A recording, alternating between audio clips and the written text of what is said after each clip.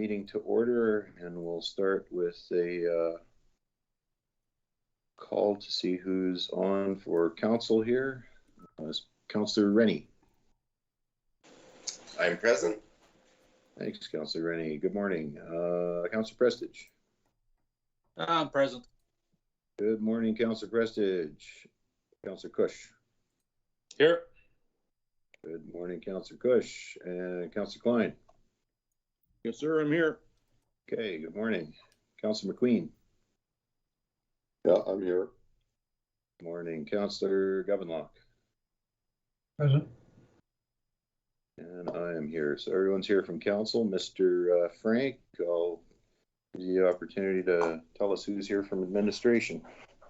Your Worship, joining us today is Shannon Wharton, our Executive Assistant, Nikita Gunachef, the Communications Coordinator, Joan Sludwick, the Community Services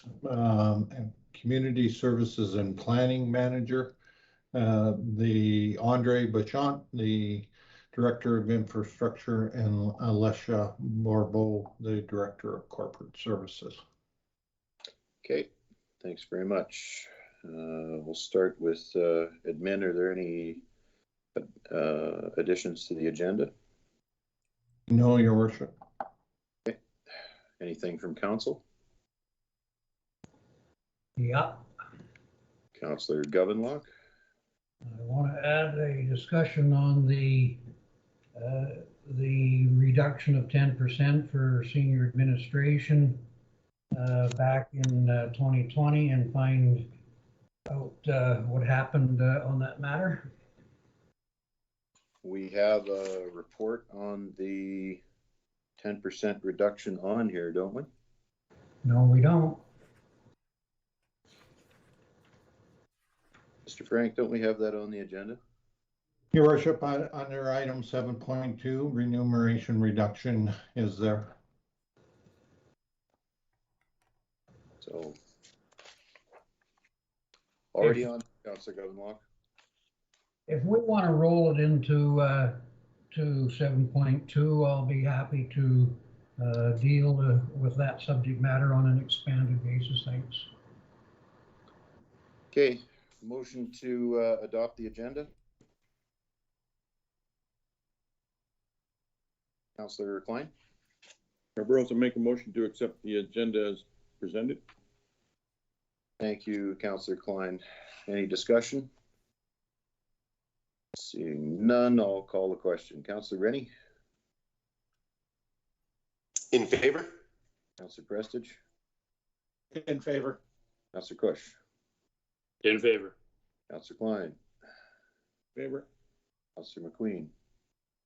In favor. Councillor Govenlock. Favorite. And I'm in favor. That brings us to item 3.1, the regular council minutes of June 15th, 2021. Any errors or omissions found on that?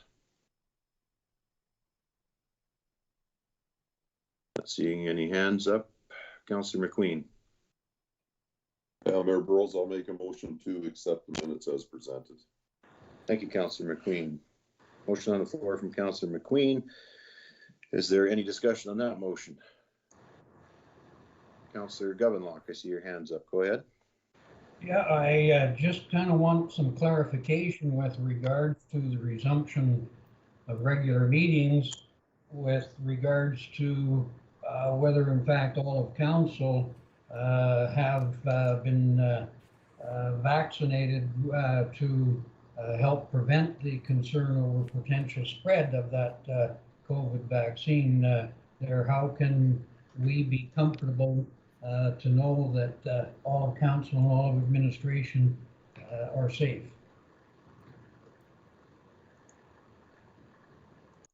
Okay, Councillor Govenlock, we can talk about that in your reports and questions, but we're on a motion here to try and adopt the agenda. So,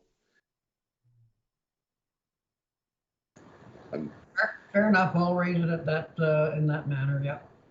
okay, thank you. Going to go ahead and call on Councillor Rennie. How do you vote? In favor? Thank you, Councillor Rennie. Councillor Prestige. In favor. Counselor Kush, In favor. Counselor Klein, In favor? Counselor McQueen, In favor? Counselor Govenlock, Better. and myself is in favor. That brings us to, that's the wrong one, brings us to bylaws. So 5.1 bylaw 56320 road closure west boundary lot 7 block 3 plan 1131 MC in the hamlet of Goose Lake. And who's going to take us through this one? Andre.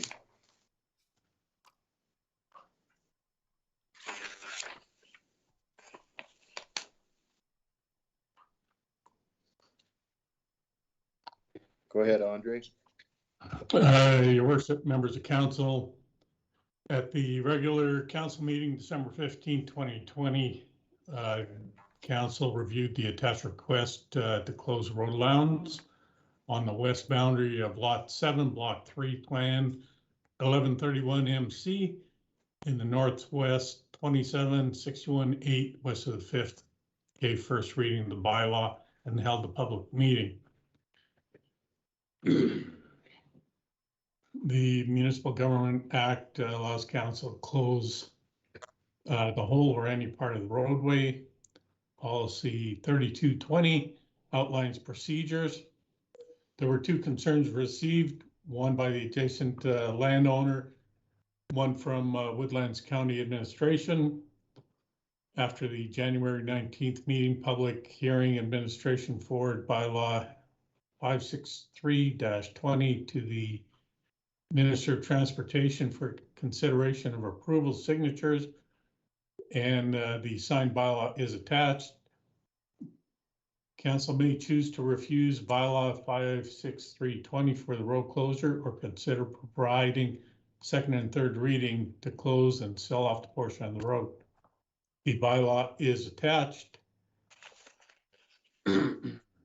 And the recommendation is that council gives second reading to bylaw 563-20, closing the road allowance on the west boundary of lot 7, block 3, plan 1131 MC in the northwest 2761-8 west of the 5th. And that council also gives third reading to bylaw 543-20, closing the road allowance. Okay, thank you, Andre. Any questions from council to administration on this one? Councillor Govenlock, go ahead. So Andre, the bylaw doesn't indicate what will happen to that particular road allowance property. Can you refresh our mind as to why this road allowance is being requested for closure, and what is the intent of the property upon closure? Through the chair to Councilor Govenlock, there was a request that came in from the adjacent property owner wishing to purchase that portion of land. The discussion was framed around that the adjacent property owner has been maintaining that road allowance for a number of years, and that it had not been used in a number of years. So the intent is, once it is closed, it will be sold to the adjacent property owners. That said, Andre, are we simply going to give it to the applicant, or is there going to be a tender process because it has the potential to be equally valuable to either of the property owners in that case? And I'm not sure it's fair to give priority to one property owner over the other. Through the chair to Councilor Govenlock, I don't recall if the opposite property owner showed interest in obtaining that or not, but administration will reach out to both adjacent property owners. If they are both interested, it will be split in two, sold to each half. And if not, it will be sold off to the property owner that requested to the closure and the purchase of. Okay, I see Councillor McQueen, you have your hand up. Go ahead, Councillor McQueen. Thanks, Mayor Bros. Just in Councillor Govenlock's response to his question. The person that brought this forward had already asked the neighbor if he had any interest in it. He said no, he didn't want no part of it. Since the guy that wants it now has been cleaning it up for the last 20 or 25 years. And it's not a road allowance, it's a 20-foot walkway, if that. It's called that, but anyway. So there was no interest there. The person that was pushing all of this forward was willing to pay for all the surveying and everything else to have it done. And it's kind of come down to this. And this is where we were at 2-3 months ago. I was surprised it took this long to get it here. With that being said, I wouldn't mind making, giving second reading to this bylaw 563/20, closing in a road allowance boundary in the west boundary of Lot 7, Block 3, Plan 113 1MC in the northwest 2761-8 west of the 5th. Okay, thank you, Councillor McQueen. So motion on the floor from Councillor McQueen to give second reading. And any discussion on that motion? Councillor Govenlock, I see your hand is still up. I guess I'm wanting to make sure that we're fair and that we've considered all the implications of this kind of a road closure, even though it may be a limited access and the application may have come from a single property owner. On the opposite side of the street is a similar corridor, according to the diagram. So I'm assuming that between Lot 8 and what is shown as the northwest of 27 on the diagram is a similar road allowance. When this subdivision was originally designed, I'm sure that those walkways or those road allowances were put there for a reason. So I can certainly see that the walkway adjacent to the lake could be used by people who want convenient access to the lake without having to trespass on somebody else's property. And I similarly see the potential for access from the south side through the existing corridor for other property owners that may be behind that at some point. I've never been a fan of closing road allowances. The original division of land assets in the country set aside road allowances for a reason, and this is no different. So I have to say, I want to be careful about simply closing a road allowance without fully understanding what the implications are. Mr. Frank, you had your hand up. Yeah, your worship, members of council, on the north side of the property goes to our dock that we put in annually to Goose Lake. So administration would always recommend that portion of land be open, kept open for access to the lake and be considered for any closure. However, council always does have that option to consider it. In regards to Councillor Govenlock's question in regards to the properties in behind, that's the reason why council is giving consideration for the closure of the bylaw and whether or not there's merits to have this continued to be open. Okay, thanks, Mr. Frank. And Councillor McQueen, I see your hand is up. Go ahead. Speaking to the motion, keep in mind we still have a motion on the floor. Yeah, thanks, Mayor Burrows.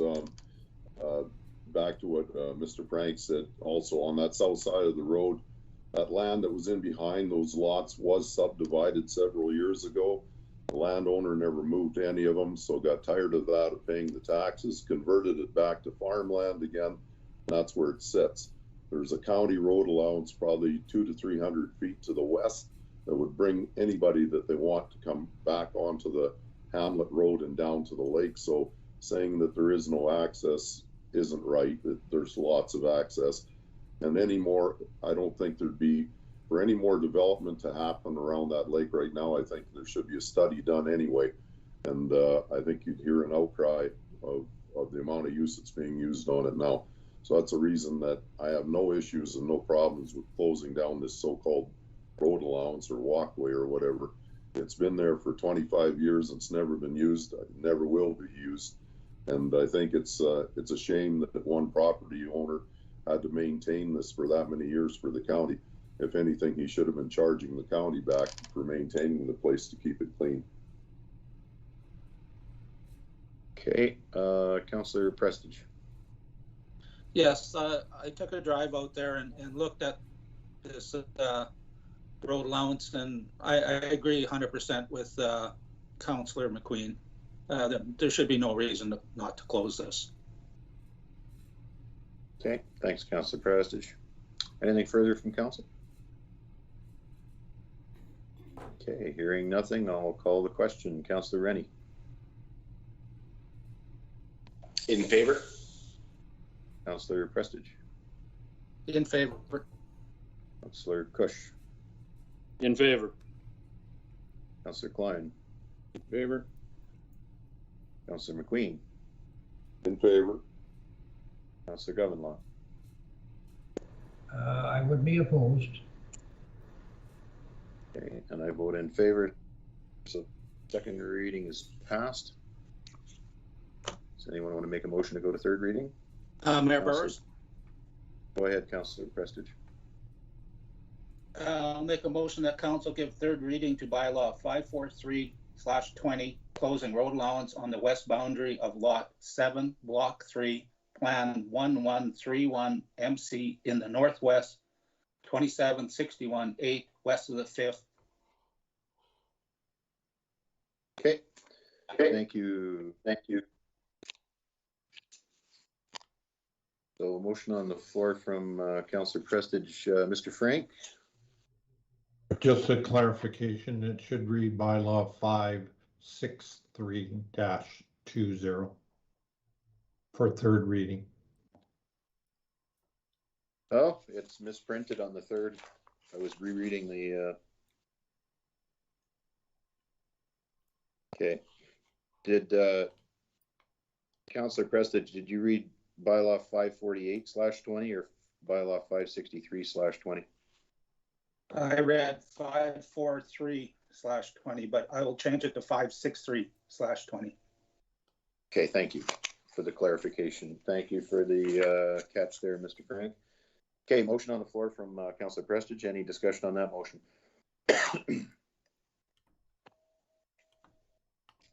I don't see anyone. I'll go ahead and call the question. Councillor Rennie. In favor? Councillor Prestige. In favor. Councillor Cush. In favor. Councillor Klein. In favor. Councillor McQueen. In favor? Councillor Govinlaw. I'm still opposed. And I vote in favor, so that is passed. So that brings us to item 5.2, bylaw 566/21, the Klondike Cemetery bylaw. I think this is Joan.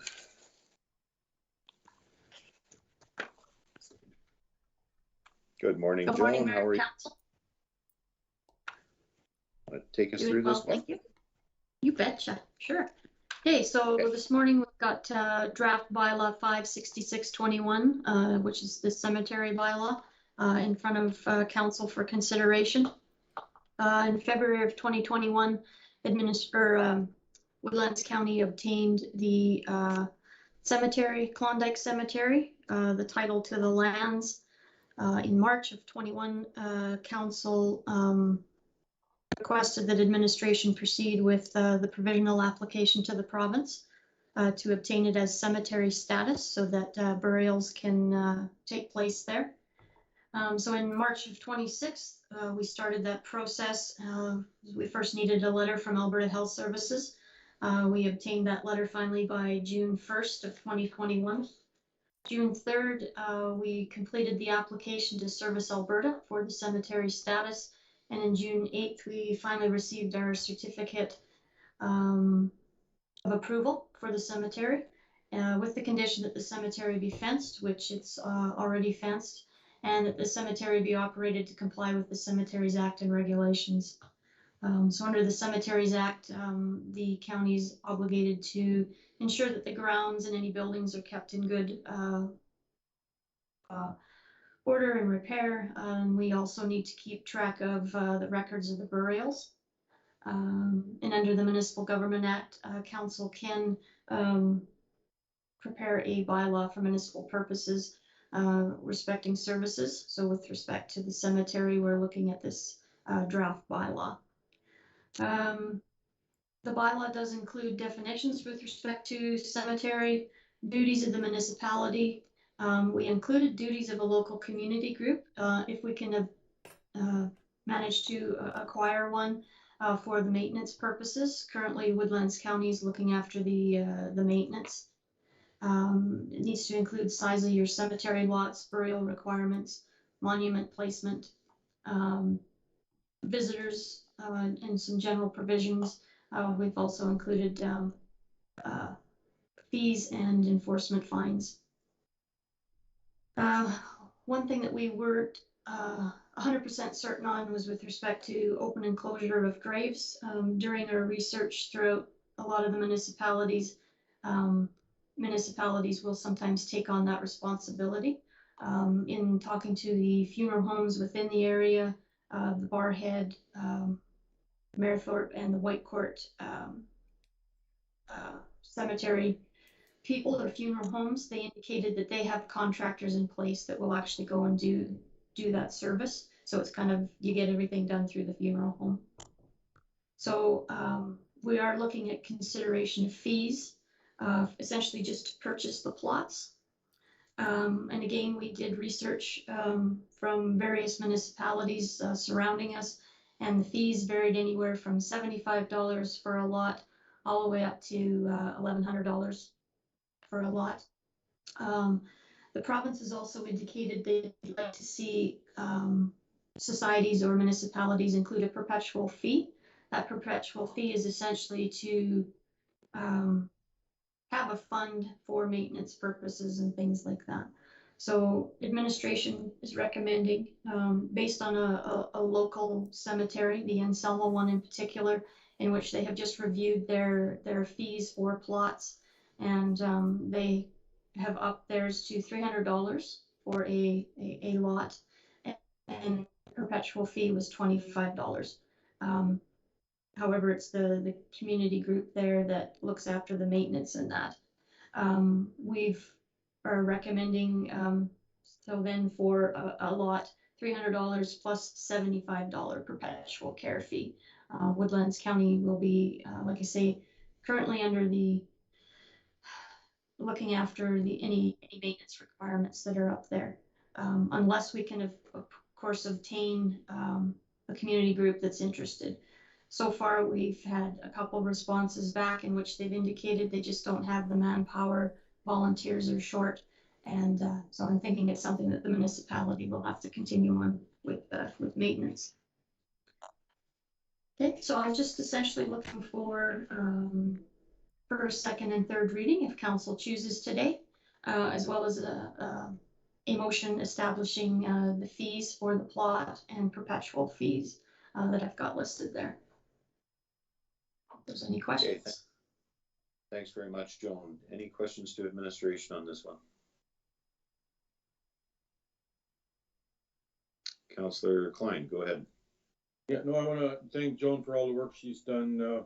I had a discussion with some local people up here about 3 weeks ago, and they were in the process of trying to get a bunch of people together, going and do some mowing and trimming that normally goes on weren't able to do that in as quick as the county got there. And I want to thank Joan for arranging for that. It looked really good. A couple days after it got mowed, there again, a couple of the locals went up with some trimmers and finished trimming. And when they were done, it looked like we'd had a professional crew in there. So it looks really good. And I do think we do have to have the community involved somehow, forming a small committee to look after doing some mowing, trimming, whatever. The community needs to be involved in this with anything going on. Okay, I don't see any other questions. Would someone like to motion first reading? Oh, Councillor Govenlock, I see your hands up. Go ahead. I'm not moving the first reading, but I have a question with regards to the purpose of the perpetual care fee and how it will be administered and the overall management of the fees charged. How's that going to be incorporated into Woodlands County's, I guess, financial records? Joan? Through the mayor to Councillor Govenlock, the perpetual fee will have an actual fund set up, something that I'll need to speak with our corporate services director about. But most municipalities have got a separate fund set up in which those dollars go towards that, as well as the lot purchase itself also goes into a separate GL account. Thanks, Joan. I don't see any other questions from council. Councillor Prestige. I'll make a motion that the council give first reading to bylaw 566/21 Klondike Ferry bylaw. Thank you, Councillor Prestige. So motion on the floor from Councillor Prestige. Any discussion on that motion? Okay, seeing none, I'll call the question. Councillor Rennie? In favor? Councillor Prestige? In favor. Councillor Kush? In favor? I heard in favor. Councillor Klein? Favor? Favor. Councillor McQueen? In favor? Councillor Govenlock? In favor. And I vote in favor. Anyone like to make that so that's passed? Councillor Klein? Mayor Burrows, I'll make a motion that council give second reading to bylaw 566/21 Klondike Cemetery bylaw. Thank you, Councillor Klein. Any discussion on that motion? Seeing none, I'll call the question. Councillor Rennie? In favor? Councillor Prestige? In favor. Councillor Kush? In favor. Councillor Klein? Favor? Councillor McQueen? In favor? Councillor Govenlock? Favor. And I vote in favor. Anyone wish to make a motion to proceed to third reading? Councillor Kush. I'm going to go with Councillor Kush. I'd like to make the third reading that council proceed to third and final reading of bylaw 566/21 Klondike Cemetery bylaw. Okay, thank you. Any discussion on that motion? Seeing none, I'll call the question. Councillor Rennie? In favor? Councillor Prestige? In favor. Councillor Kush?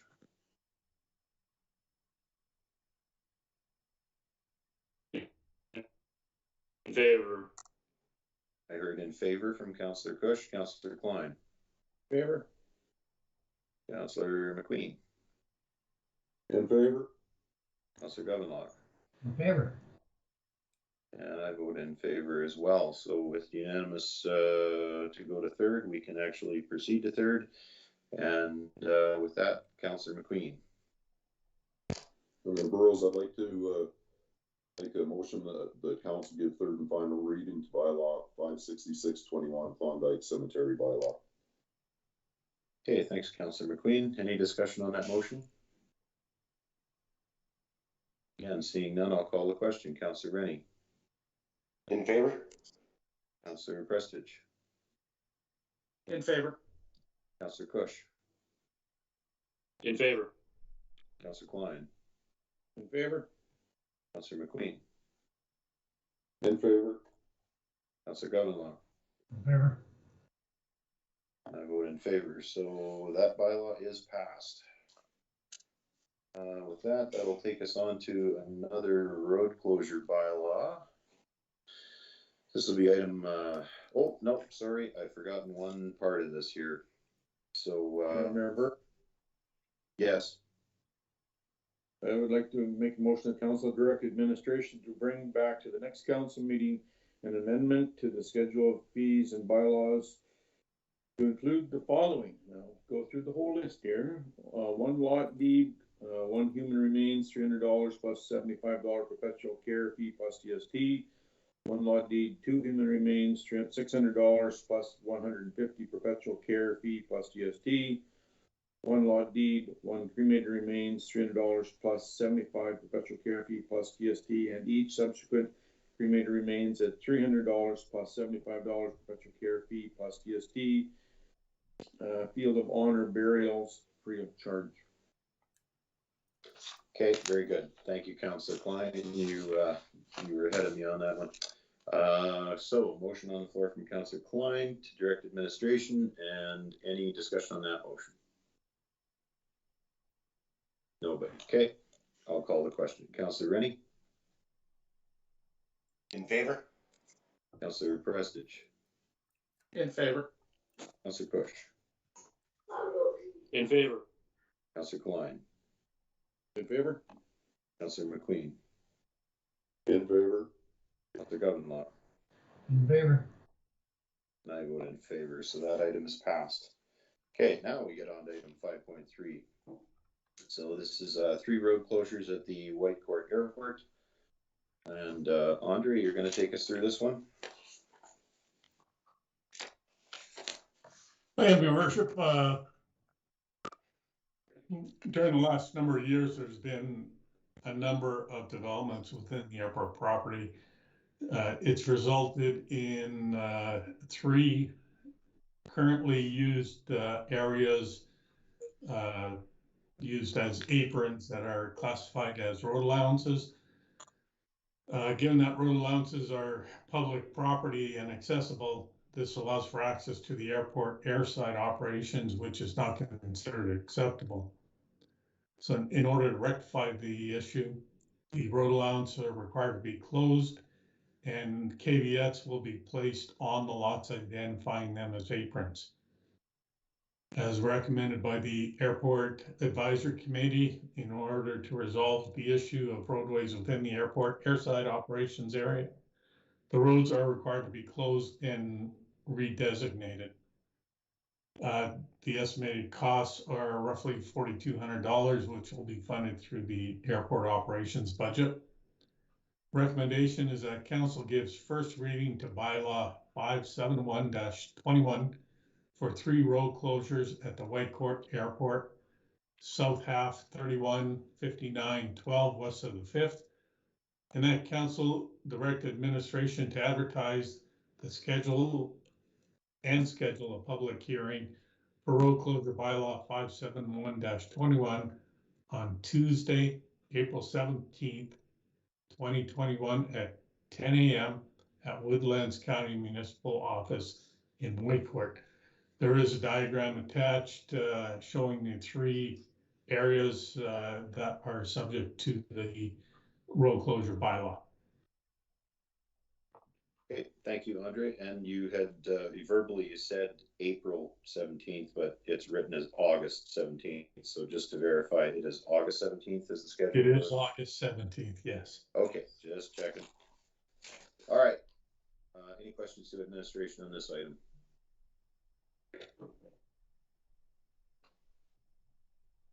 No questions. Okay, Councillor Klein. Yeah, it's one of those that makes perfect sense to me. I'll make a motion that council give first reading to bylaw 571/21 for 3 road closures at the Whitecourt Airport, south half of 315912 west of the 5th. And to direct administration to advertise and schedule public hearing for road closure bylaw 571/21 on Tuesday, August 17th, 2021 at 10 a.m. at Woodlands County Municipal Office in Whitecourt. Excellent. Excuse me. Thank you, Councillor Klein. With that, motion is accepted and on the floor. So any discussion on that motion? I see no hands up. Oh, Councillor Govenlock, go ahead. When we move down this path of public consultation on this, since it affects the adjacent either lessees or property owners, is the intent of administration to send correspondence directly to each of those affected parties to ensure that we get the appropriate public responses that might impact any one of those lessees or property owners? Through the chair to Councillor Govenlock, as per the policy, we will notify all affected property owners, especially those adjacent to the proposed road closures. Thanks, Andre. Okay, anything further to the motion? Councillor Govenlock, your hand is still up. Thank you. Okay, and Councillor Klein, I see your mic's open. Did you have something to say? No, I'm ready to vote, sir. Okay, sounds good. So seeing nothing, I will go ahead and call the question then. Councillor Rennie? In favor? Councillor Prestige? In favor. Councillor Kush? In favor. Councillor Klein? Favor. Councillor McQueen? In favor? Councillor Govenlock? I'm in favor. And I vote in favor, so that is passed. So that moves us to delegations. We don't have any. We end up with business arising. So that's 7.1 is going to be our dust control program. And that's going to be Andre. It is. Your worship, members of council, at the last council meeting, there was a request made for administration to investigate the feasibility of providing dust control for private residents at full recovered cost.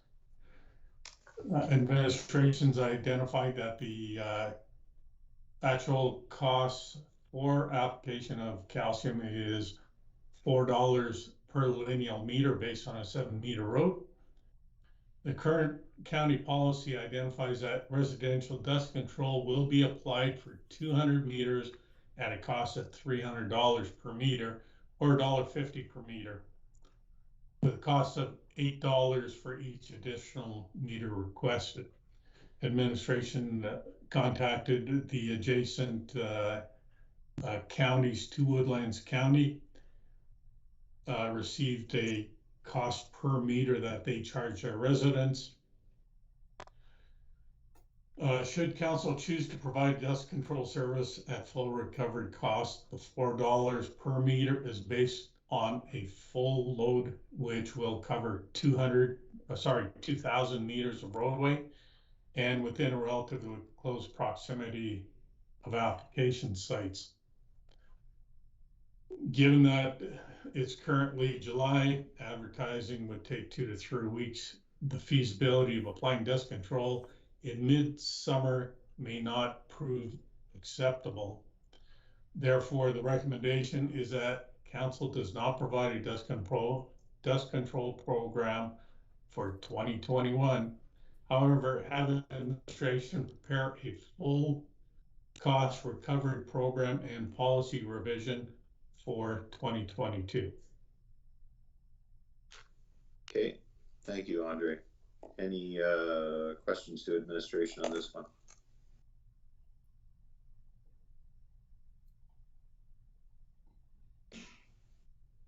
Okay, would we like to direct, go ahead, Councillor Kush. Just to Andre there, just wondering, can we advertise this still for 2 to 3 weeks, see what type of interest might have from residents before we completely decide to squash it for this year? We might be surprised at the interest that we have. I know it's going to be coming in later in the summer, but there are still people that could possibly be looking to do this. Andre? Through the chair, Councillor Kush, administration can run some advertising on this. The only concern is if we get residents in different areas of county requesting dust control, we may not be able to provide it based on the $4 fee. That is based on, as I mentioned, a full truckload within a close proximity of each other. So there is a risk of advertising that we are looking at providing the service, and then in the end we may not provide it. But it's easily advertisable, and we can get some feedback. Try to get back to the next council meeting.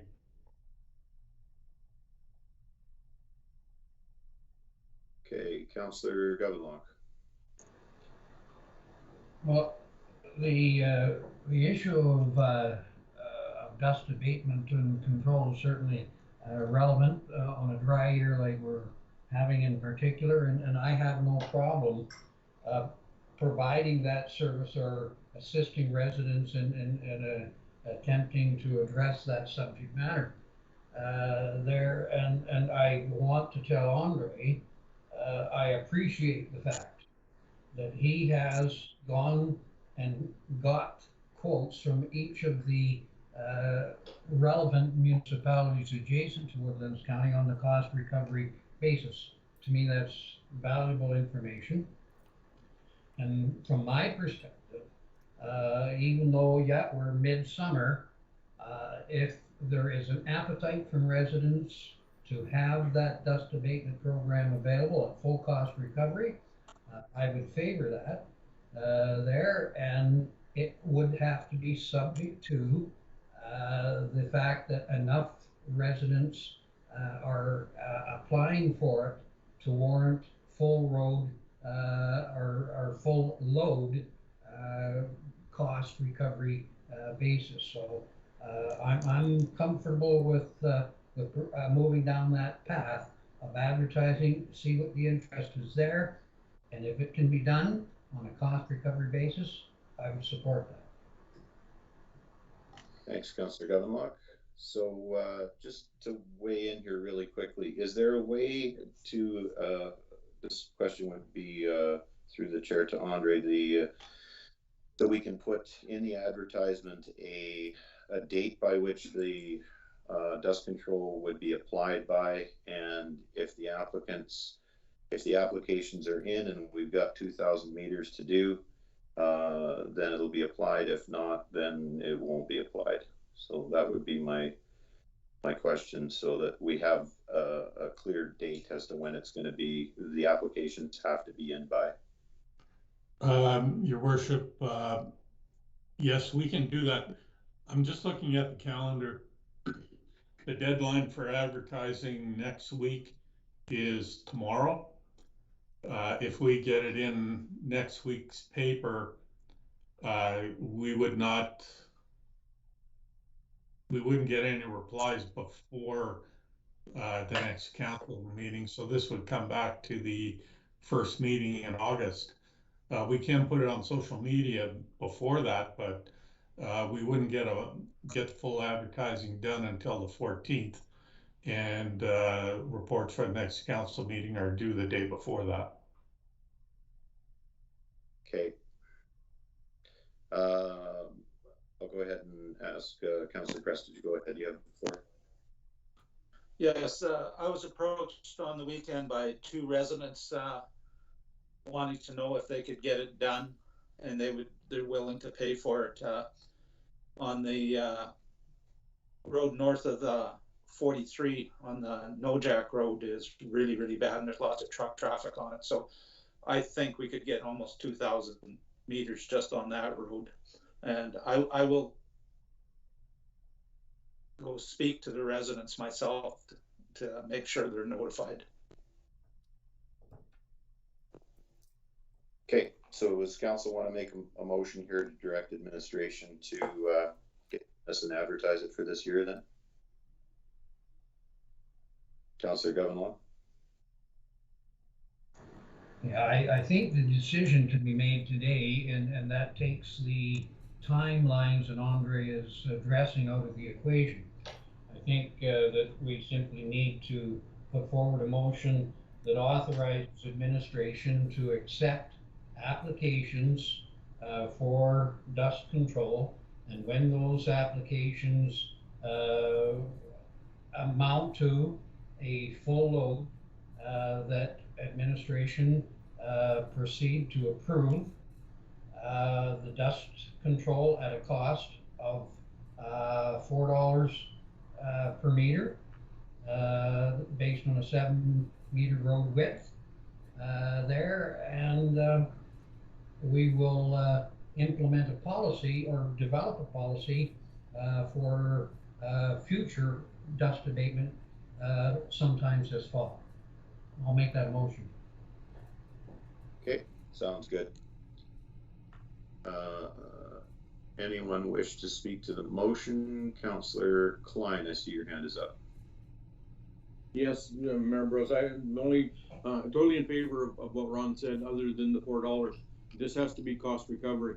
If we get some over here and some over there and it amounts to a full load, it's going to be more than $4. All we have to make sure is it's at cost recovery. We shouldn't be putting a dollar figure in there and may come back to bite us in the butt.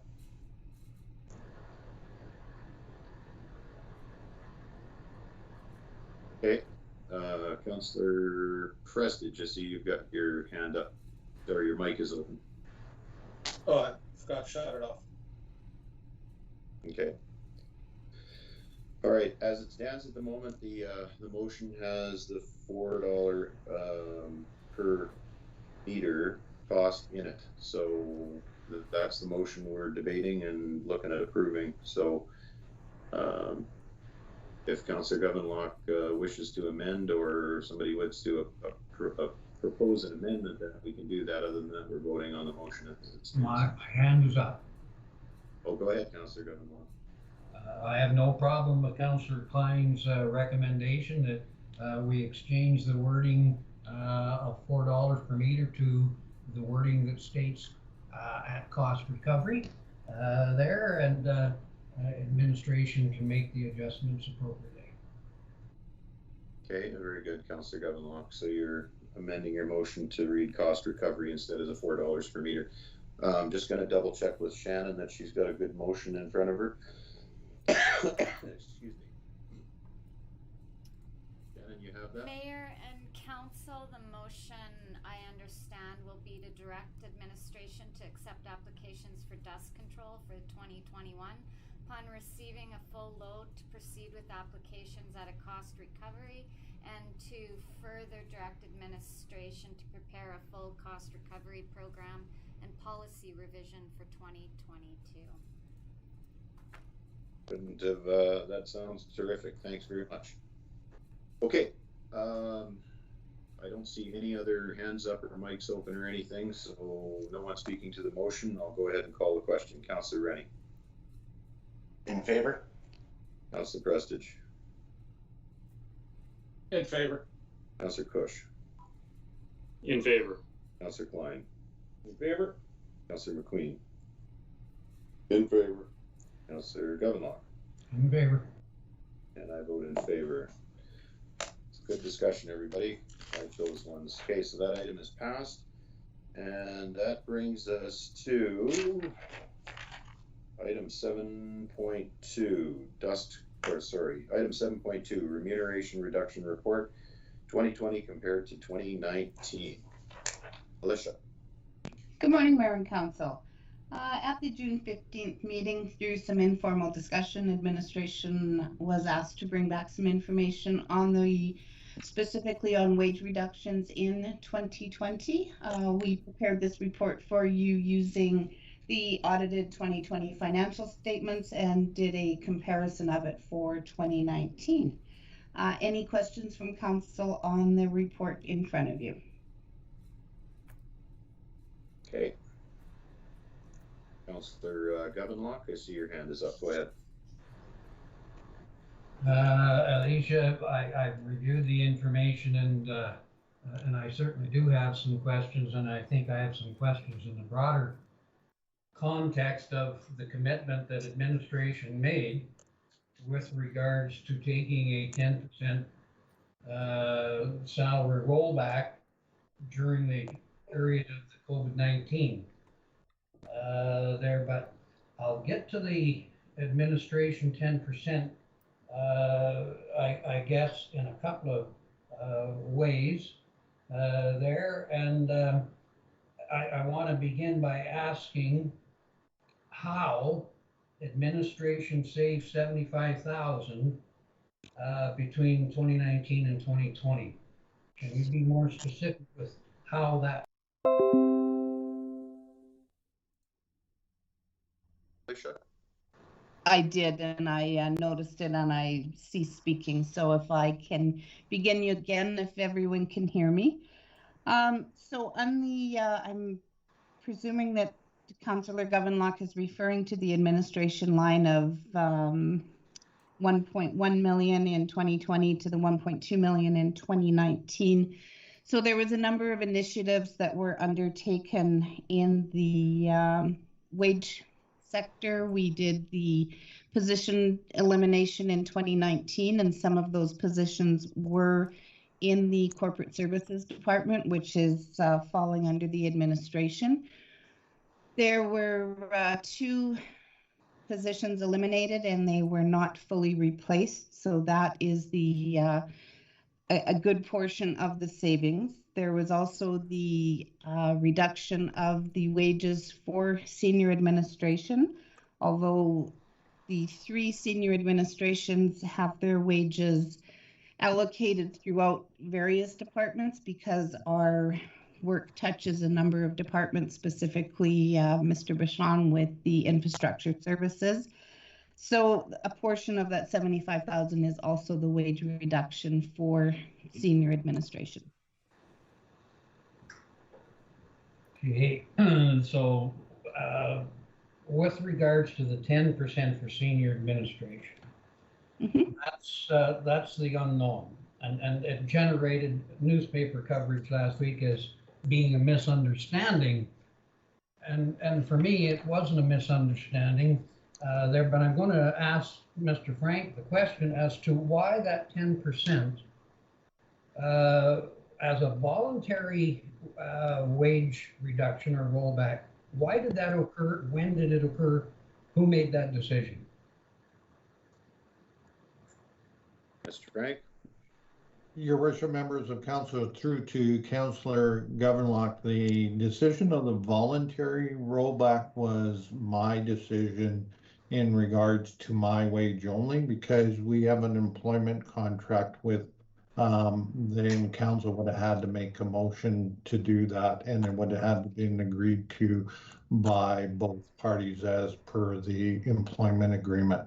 The decision that was made for the rest of the staff in regards to that, that was a decision in consultation with senior management at the time when in 2020, when the pandemic was first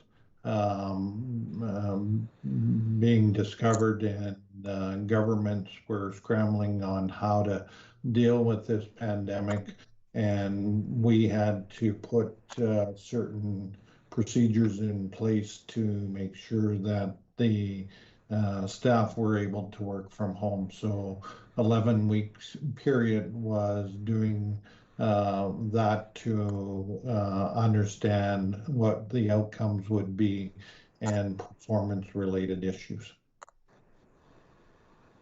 And so on that basis, you're saying the voluntary 10% rollback, which only applied to the CAO, took place for 11 weeks, and who made the decision to reinstate and go back to full salary? Who knew about it? Your worship, members of council, through the council, government council was made aware of it. And it was my decision to bring back staff to full, including myself. Just to interrupt here for a minute, I have a question on the floor also from Councillor Cush. Through the chair to Mr. Frank, just for clarification, my understanding when you guys took the 10% rollback, it was just until you guys started, the 10% was when we were working at home. Am I right on that? Your worship, members of council, it was the working from home and the first time around. Remember, we also came back into the office, and then again, there were decisions in the pandemic to have individuals, half the staff work from home and half the staff work in here to avoid in the event there was a breakout. Okay, and Mr. Govenlock, you still have, Councillor Govenlock, you still have your hand up. Go ahead. Yes, sir. I have certainly a number of questions related to this matter because my understanding is we're only returning to normal as of a week ago. Their gates were locked at the county office, preventing public access. Their staff were not working out of the office. Staff were working from home. So I don't know who made the decision, other than Mr. Frank saying he made it, when, but council wasn't involved. And I checked with another member of council who was also unaware that that change had occurred. And to me, it's a matter of misinformation or deception that I'm not comfortable with. I like, as an elected representative, to be able to believe that I have the trust and the respect of the community. And when you put out a statement that council is taking a 10% cut and administration is taking a 10% cut, and all of a sudden it secretly gets reinstated, I'm not real comfortable with that.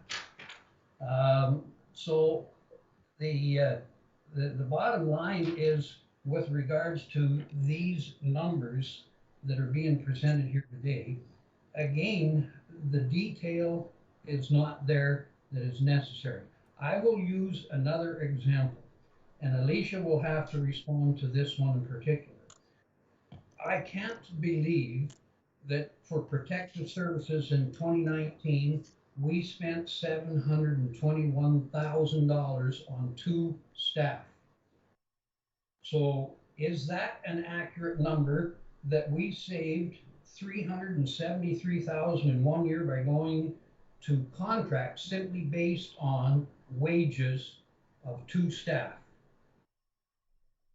Through the chair to Councillor Govenlock, protective services is more than just the bylaw services that we moved to contracting out. It would also cover fire, and there was less volume of fire in 2020, mostly because the practices were not ongoing because of the pandemic and we were not gathering people into groups. I believe call volume was down on the fires as well, but I would have to go back to generate the reports to confirm that, but that is my recollection, that there was lesser volume of calls.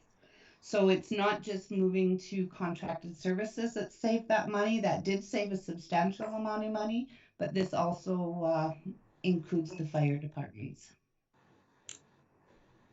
Thanks very much, Alicia. Thank you, Alicia, but again, for the purpose of trying to send a message to the public that we are saving $1 million based on a comparison between 2019 expenditures and 2020, 2020 was an exceptional year, as 2021 is going to be, because of COVID.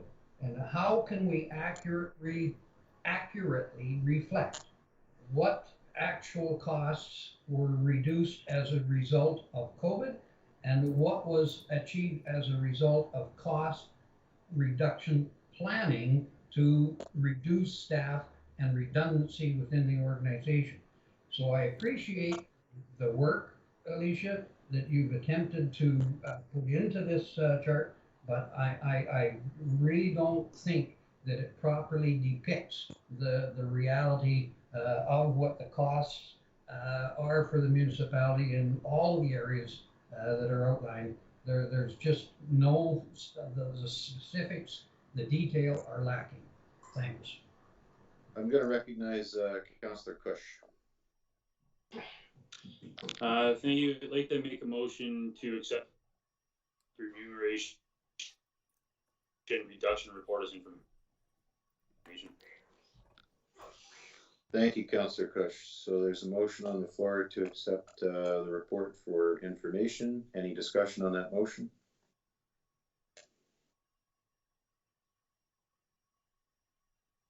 Okay, hearing none, I'll call the question. Councillor Rennie? In favor?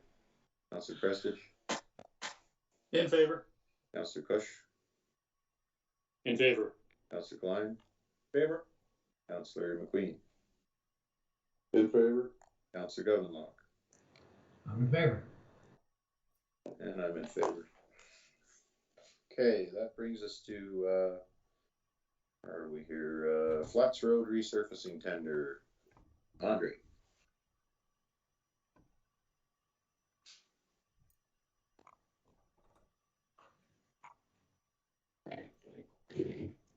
Your worship, members of council, administration presented the Flats Road resurfacing tender award at the last council meeting.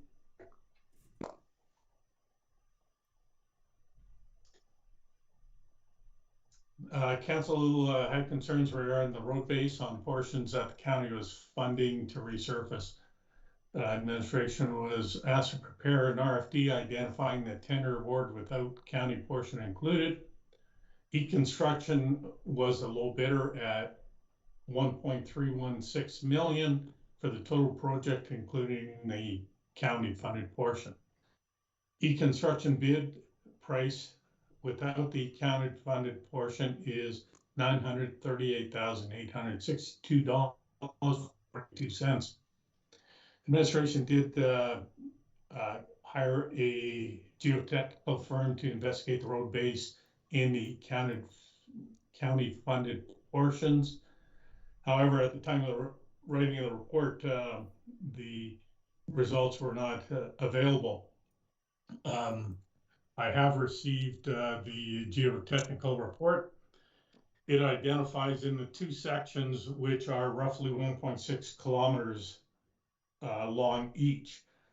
So the road structure is 100 millimeters of cold mix asphalt with a gravel fill and clay fill base. It's approximately, on average, 350 millimeters of gravel fill over top an average of 1.3 to 2 meters of clay fill over the native soil. The geotechnical firm identified that in their estimation, the road base would be good for a 20-year lifespan of 70,000 single axle truckloads, or 29 trucks a day. 79 truck axles per day. Cars and pickups don't come into the equation, as they don't have a big impact on the road.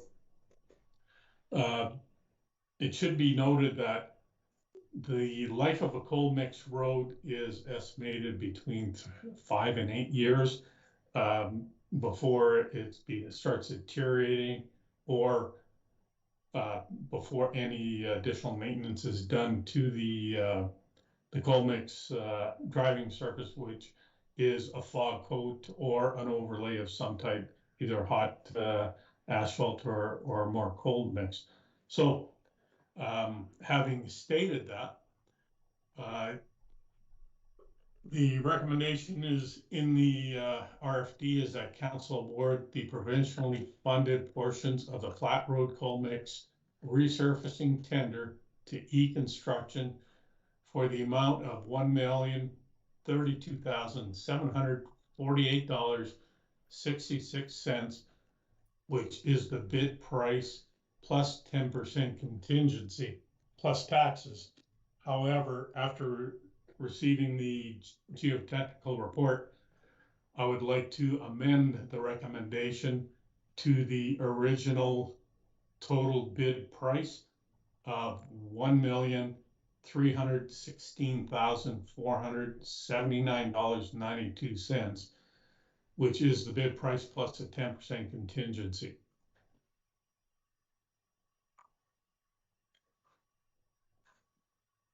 Okay, thank you, Andre. Any questions to Andre on this one? Councillor Govenlock. So Andre, I think the key component of this decision has to be proceeding with the county's portion of this project, which was the trestle area, and the expectation that that portion of the road, if it receives the cold mix, will stand up. So you mentioned a 5 to 8 year lifespan for cold mix. That's the old style of cold mix, I assume, that you're talking about. The new style of cold mix that I've seen applied recently, I have a lot more faith in, and I suspect we're going to see an even longer life than the 5 to 8 years. Would you, I guess, interpret the facts in a similar manner? Through the chair to Councillor Govenlock, the cold mix product that we've been using on patches like East Mountain, West Mountain Road, that is a bulk patching cold mix product, not the same mixture that would be used on Flats Road. However,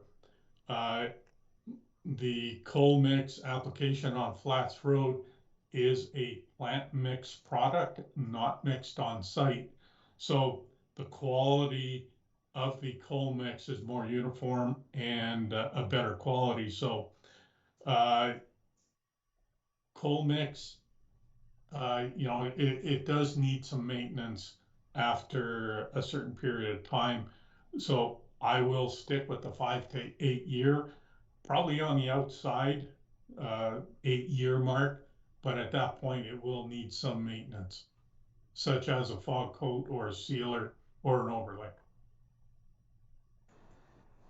Well, I thank you, Andre. I guess we're going to do this as a test run and see if it is successful and whether it stands up. And so I'll put forward a motion that council award the provincially funded portions of the Flat Road, council award the full contract for the amount of $1,316,479.92 to Everall Construction for the total project, including the county funded portion. Okay. Motion on the floor from Andre. Do you have a clarification on that? You still? Yes, Your Worship. If I could, the number that was just quoted is the bid price. However, if I could get that amended to $1,379,169.44. That includes the 10% contingency for the entire project. Okay. And I would be receptive to making that amendment, Andre. Thank you. Okay. So motion on the floor from Councillor Govenlock, and I see Councillor Klein, you have your hand up. Go ahead. Yeah, thanks, Member Rose. I had my hand up before I made the motion, so I'm just gonna make my comment. My concern at the last meeting, and it always has been in that area, is the base. Virtually every road we've had over there that we've oiled, because the base isn't adequate, has failed. The one we have over here, about 7 kilometers long, is now 20 years old and has had thousands of gravel trucks over. As long as we're, I guess, happy or are not concerned that we're going to have some major hauls over this road, it will probably stand up. If there's some really major hauls over it, we may have to address putting some load limits on there. But as long as Andre feels comfortable, I'm good with it. Okay, thanks, Councillor Klein. Anyone else wish to speak to the motion? Okay, seeing no one, I will call the question. Councillor Rennie? In favor? Councillor Prestige? In favor. Councillor Cush? In favor. Councillor Klein? In favor? Councillor McQueen? In favor? Councillor Govenlock? In favor. Okay, and I vote in favor, so that item is passed. New business, volunteer awards and swag bag update. 8.1. Joan, you're going to take us through this one? You betcha, sure. So this year, due to COVID, things looked a little different for the volunteer awards and the seniors appreciation. Hopefully we can go back to normal next year and be able to celebrate in person. So this year we were able to do both versus doing one this year and one the next year. We were able to stay within budget and celebrate both groups. So the volunteer awards, we had 7 Golden Heart Awards that were presented, and pictures are attached for those individuals. As well as we had 2 Civic Award winners. The senior swag bags was a good turnout. We had 137 seniors call in and register, and we actually did hit our budget limit on the bags when we ran out the Thursday before the deadline. To my knowledge, I don't think we had any further calls, so I'm hoping we didn't offend anybody for running out. However, we do have roughly about 15 bags that are left here in the office, in which we'll be calling the seniors to come in and pick up. Perhaps they just forgot or got busy and forgot we'd made the initial call that they could come and get them. Overall, I think it was positive. We received some good feedback from the seniors. We were able to also help out a couple local businesses. Little Hamlet Greenhouse out of Fort Assiniboine and Twin Acres Greenhouse, the local greenhouse here in Whitecourt, by purchasing some gift certificates. And as well, we supported the Wellsprings by purchasing their boxes that they had. And I think that's it. Yeah, so we, like I say, we were able to stay within budget this year and celebrate both. And like I say, hopefully next year we can get back to normal and celebrate in person. So just looking for a motion to accept as information, unless anybody has questions. Okay, Councillor Klein, go ahead. Not a question, just a big thank you to Joan and Heather and the girls here at the port with Dawn and Jen. I know, you know, it's probably not within their job descriptions, but they bent over backwards to try and get the seniors involved in having discussions with some of the seniors. They really appreciate what we had done here this year. So thank you for the good job you've done. I'll make a motion that council accept the volunteer awards and senior swag bag update for information. Okay, thanks, Councillor Klein. So motion on the floor from Councillor Klein. Any discussion on that motion? And I don't see any, so we'll go ahead and call the roll. Councillor Rennie? In favor? Councillor Prestige? In favor. I heard in favor. Councillor Cush? In favor. Councillor Klein, Favor? Councillor McQueen, In favor. Councillor Govenlock. Favor. I vote in favor. So that item is passed. So that will bring us to meeting broadcast policy. Item 8.2. And who is going to take us through this one? Mr. Frank. Your worship, members of council, attached is a draft meeting broadcast policy as council is anticipated to move back into the council chambers at the next meeting.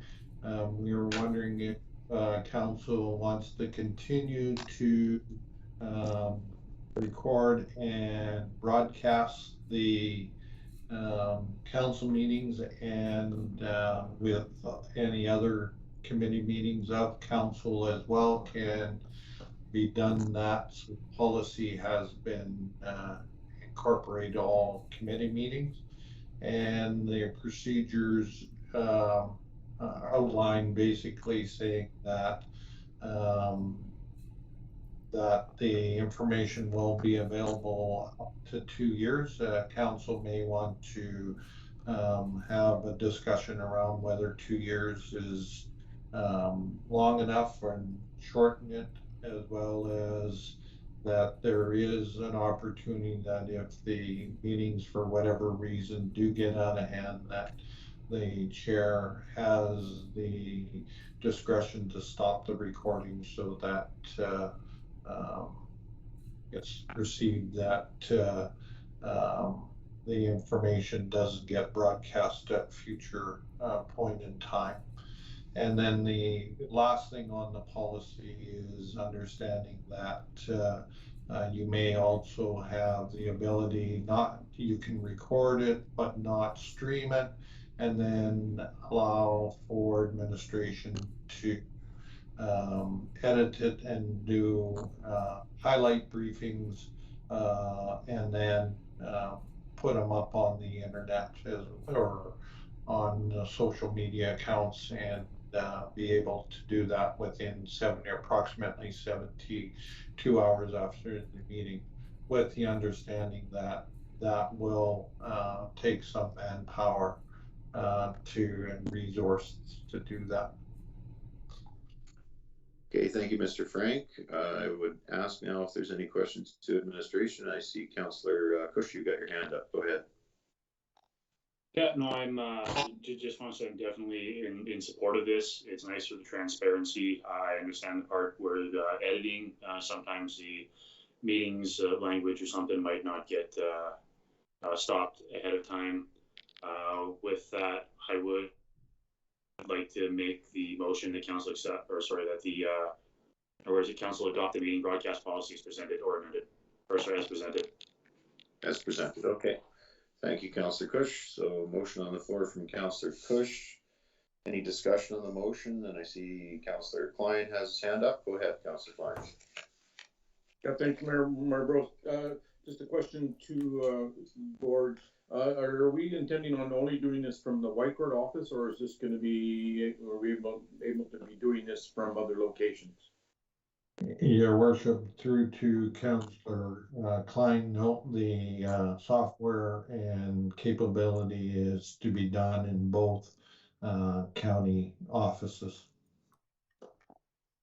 So, Gord, what happens if at such time we want to have a public meeting, say at the Legion or at the hall, Anselmo, wherever, where we could have a larger group of people would be able to do that from those locations, or is this a fixed equipment? Yeah, unfortunately, at this point in time, it is fixed equipment. However, there is that you could take the ability to set up portable streaming capabilities, but we don't have that capability at this point in time. And that's something that we would judge based on the number of times that you have other outside public meeting, not at your locations. Thank you, Gord. Okay, any other questions or comments? Speaking to the motion? Okay, I don't see any, so with that, I'll call the question. Councillor Rennie? In favor? Councillor Prestige? In favor. Councillor Kush? In favor. Councillor Klein? In favor? Councillor McQueen? In favor? Councillor Governlock? Favor. And I'm in favor. Okay, that item is passed. That will bring us to correspondence and information items. So anyone on the correspondence and information items? Anything to bring to light? And if not, I'll accept a motion to accept the correspondence and information as circulated.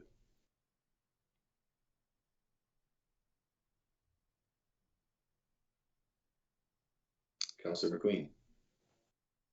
Member Earls, I'll make a motion to council accept the correspondence and information items as circulated. Thank you, Councillor McQueen. Any discussion on that motion? Seeing none, I'll call the question. Councillor Rennie? In favor? Councillor Prestige?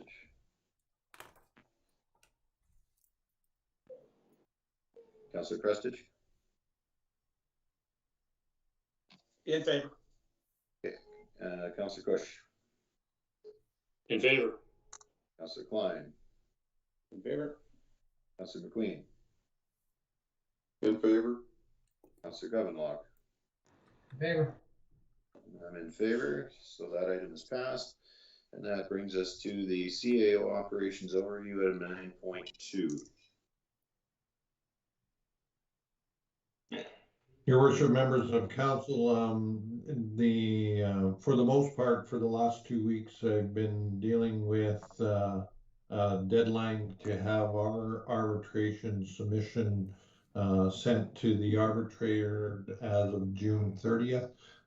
We have done that in regards to that, and I can go into more detail in regards to the actual items that were presented, as well as the town has submitted their 3,316 pages of arbitration evidence, and we're in the process of getting you a site that would be able for you to download it or view it at your pleasure, as well as our information that we've put forth to the arbitrator.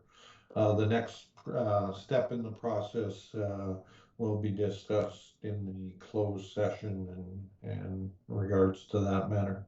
As well as for council's information, we had a recent resignation of our development officer, so we're in the process of re-advertising or advertising for that position. June 30th was our tax collection deadline, and approximately, and Alicia will correct me, about 50% of our taxes were collected with the residential portion taking advantage primarily of the tax incentive. However, there were some companies that did that as well, and Alicia will have a full report once the September 1st deadline, where the penalty will be applied thereafter. We also received a grant instruction or a grant for a bridge structure, BF 73047, for 375% of the cost. So we'll be moving forward tendering that document out. And that's all I have, your worship. Thank you, Councillor, or Mr. Frank. Councillor Klein, you had your hand up. Any question? Yes, just a question for and Andre regarding the culvert. I would believe that's the main culvert under Horse Creek Road, am I I defer to Andre in regards to that matter. Through the chair to Councillor Klein, this is the culvert that takes Forest Creek.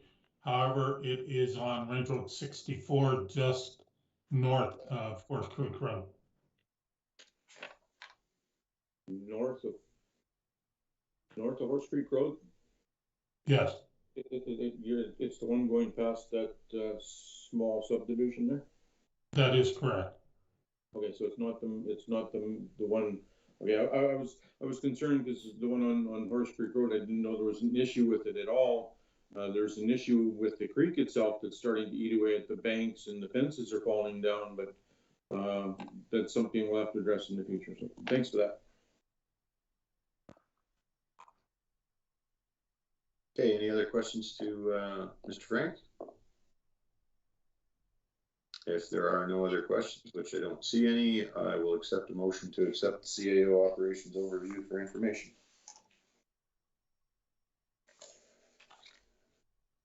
Councillor Klein. Bill? Yeah, Councillor Klein. Mr. Member Rose, I'll make a motion to accept the report for information. Thank you, Councillor Klein. Motion to accept for information on the floor. Any discussion on that motion? Seeing none, I'll go ahead and call the question. Councillor Rennie. In favor? Councillor Prestige. In favor. Councillor Kush. In favor. Councillor Klein. In favor? Councillor McQueen. In favor? Councillor Govenlock. In favor. And I vote in favor as well. So that brings us to reports and questions. So we'll start with Councillor Rennie. Thank you. I had a report from Lac-Sédan Foundation that at this point, the amalgamation from the province's point of view is on hold. So that's good news. And thank you to Councillor Klein for his help on that as well, and on their board for pushing for the same thing. I think that's in the best interests of our residents. The second thing that I wanted to mention was that one of our young residents of Woodlands County, she lives in my division. Her name is Tiana Schmidt. She's won the title of Alberta Teenage, I'm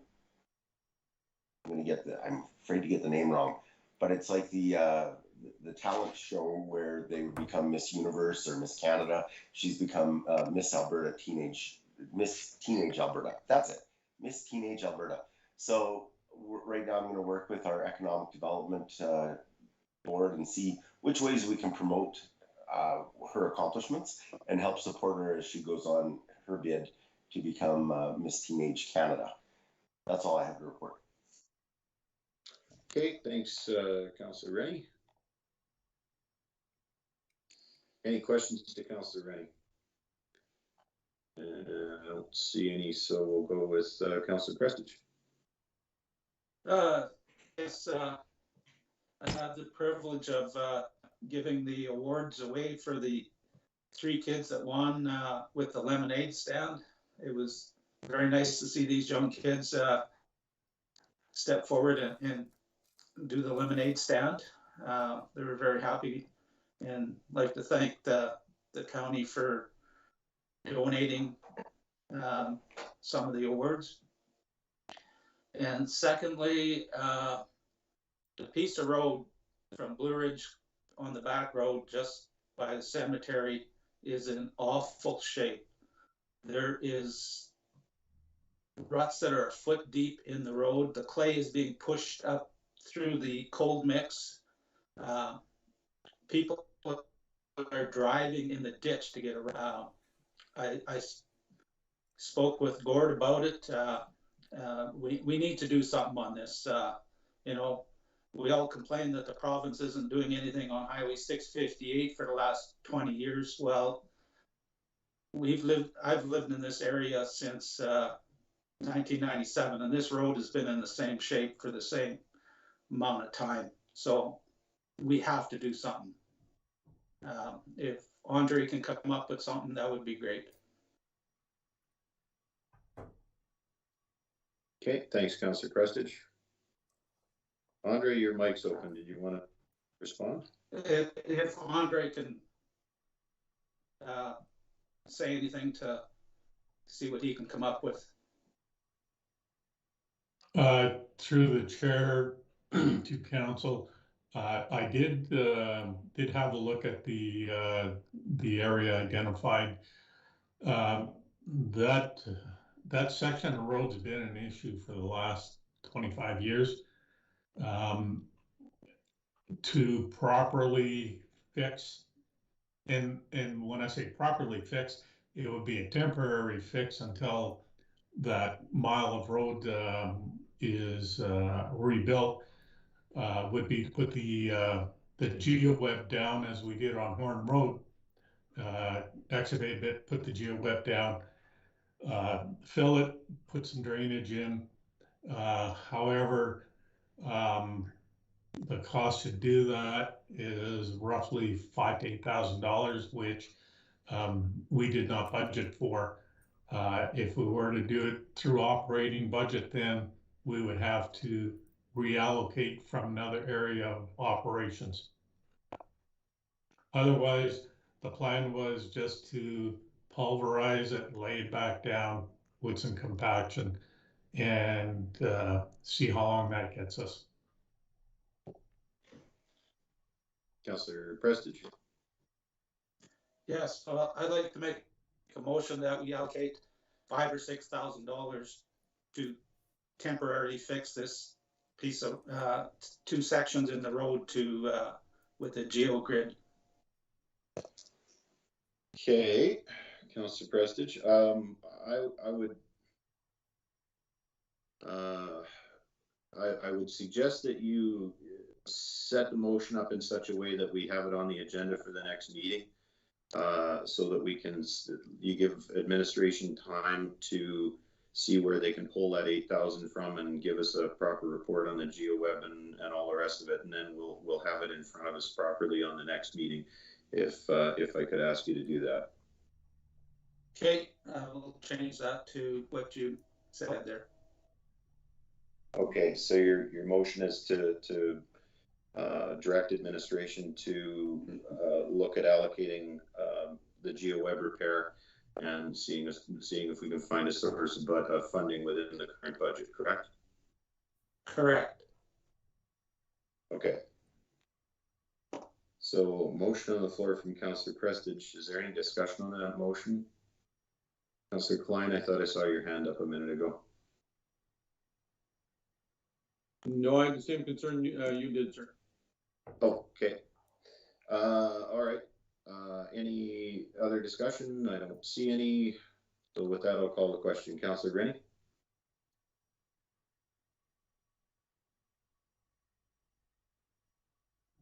Councillor Rennie? In favor? Okay, Councillor Prestige? In favor. Councillor Cush? In favor. Councillor Klein? In favor. Councillor McQueen? In favor? Councillor Govenlock? I'm in favor. And I'm in favor, so administration has a little more work to do. Okay, and is there any questions to Councillor Prestige? Seeing none, I'll move on to Councillor Cush. Again, like Councillor Prestige there had the opportunity to go and help the judging with the lemonade days of Blue Ridge Farms there. It's very well done. The really hard picking between both the stands that were set up. And summer hall meeting we had here the other week. It was just last one, getting things wrapped up before summer. Other than that, a couple other boards I sit on, we canceled the meetings for this month. There just wasn't enough on the agendas. So it's been fairly slow other than that. Okay, thanks, Councillor Cush. Any questions, Councillor Cush? All right, we'll move on to Councillor Klein. Thank you, Rev Rose, and along with Councillor Prestige and Councillor Cush, I also went over to Blue Ridge and we had a lovely day with the young people and their lemonade stands over there. The kids need to get a pat on the back and congratulations on the work that they did. there was a comment made by one of the parents there that, you know, the lemonade would have been better with a little vodka or rum or whatever, but we're not going to get into that. That's on a tour bus somewhere else. But anyway, it was a good day, and as I said, the kids need a pat on the back. Hopefully next year we'll have a few more.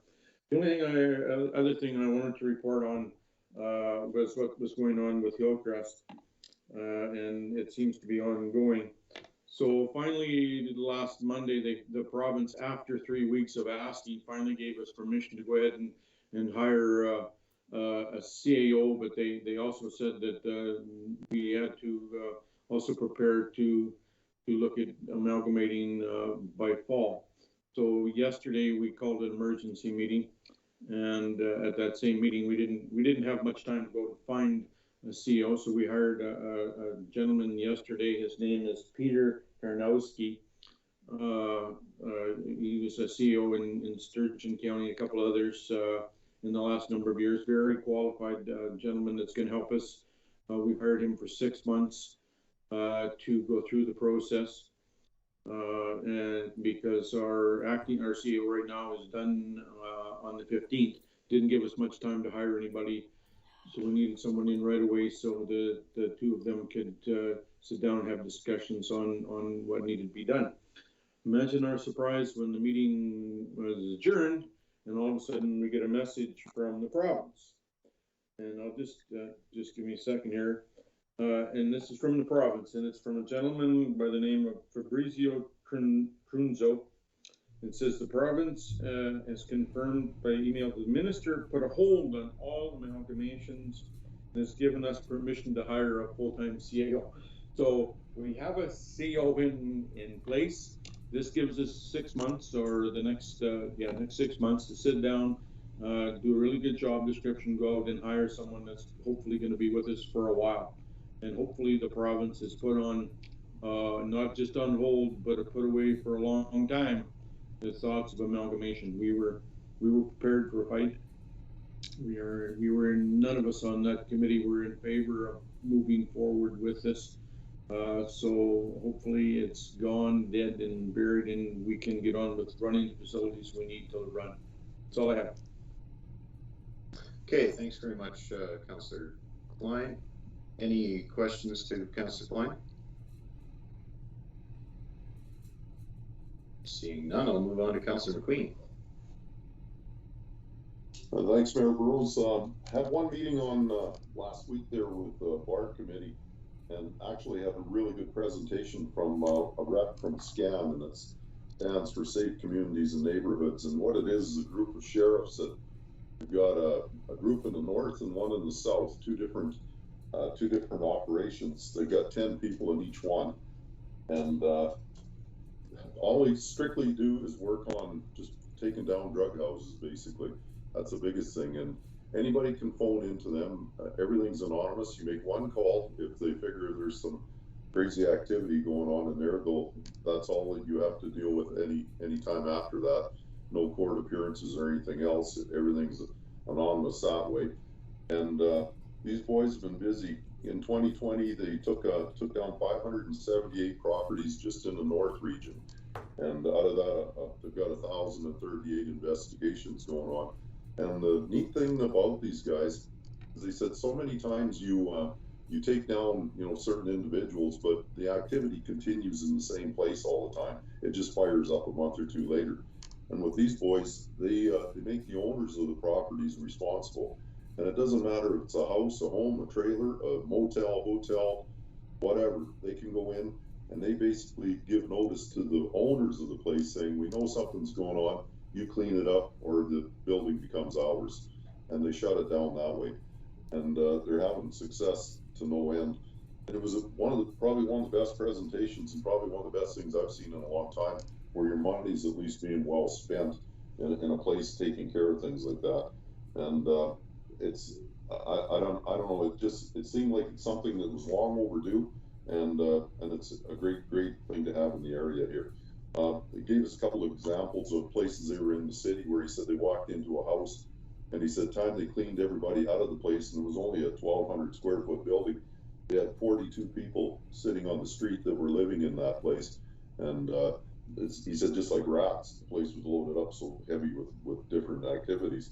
But I think it's something that's going to work great for the area, for every area, for here and north and south regions, and it's doing a good thing to clean up the communities. So if anybody wants more information, they've got a 1-800 number. You can go to www.scan.alberta.ca.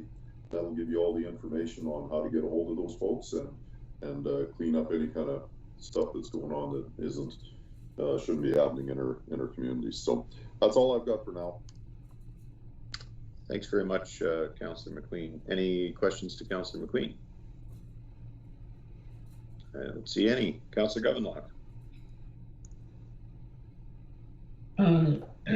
Just a couple statements.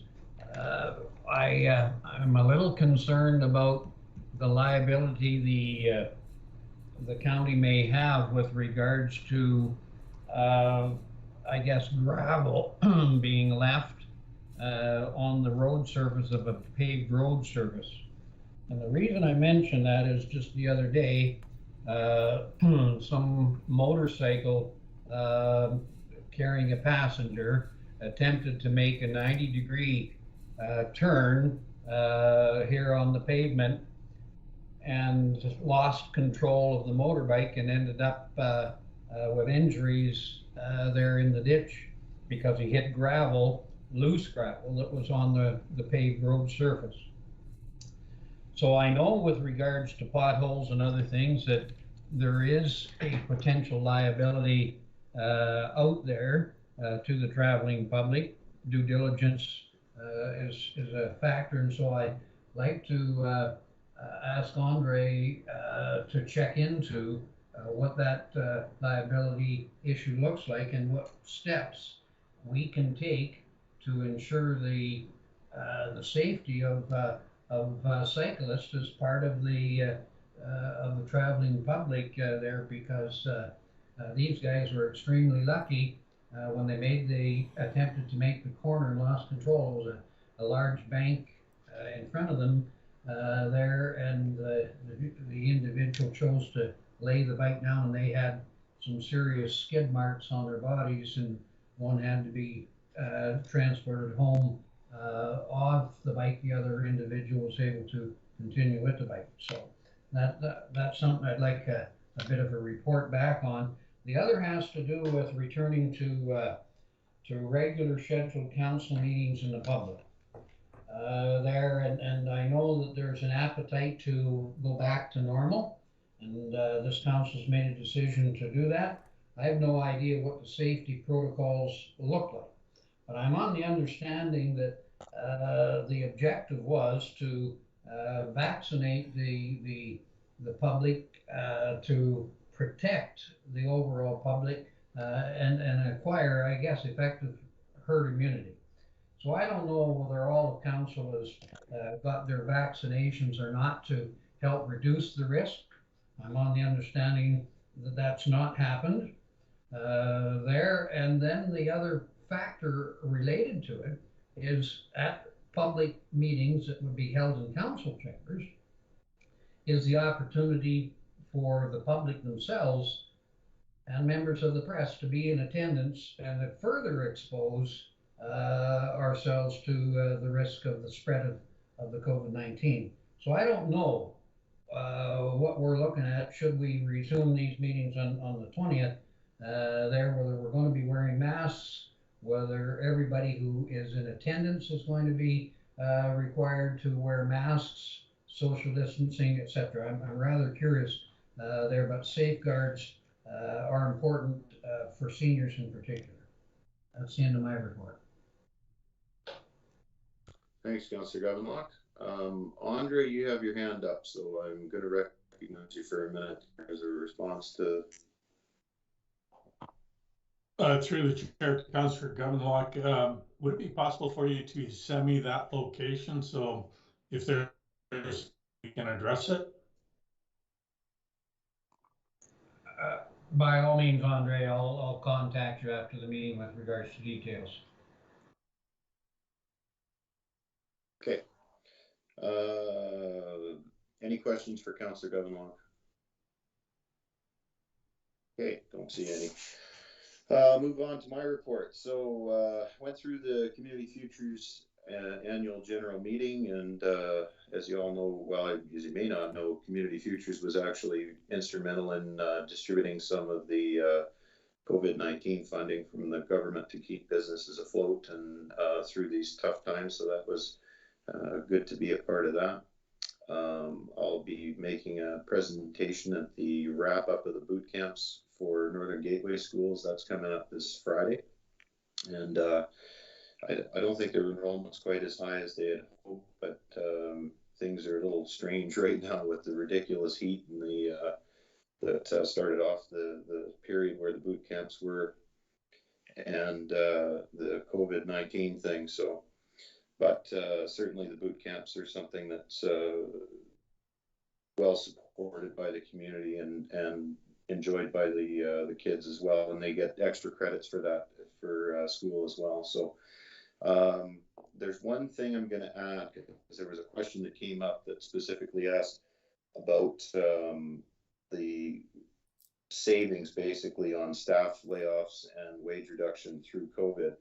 And I was just looking through the reports that we were provided here, and at the very bottom of the report, there is a $188,400 number, and that's under staff wage reduction and temporary staff layoffs. So that would be the number that's directly attributed to the period of reduction through COVID.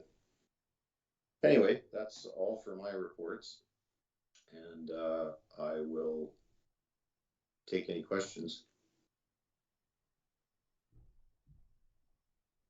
And if there's no questions for me, I'll ask for a motion to accept council's reports and questions for information. Councillor Cush. I'll make the motion to accept the council reports and questions for information. Okay, thank you, Councillor Cush. Motion on the floor from Councillor Cush to accept.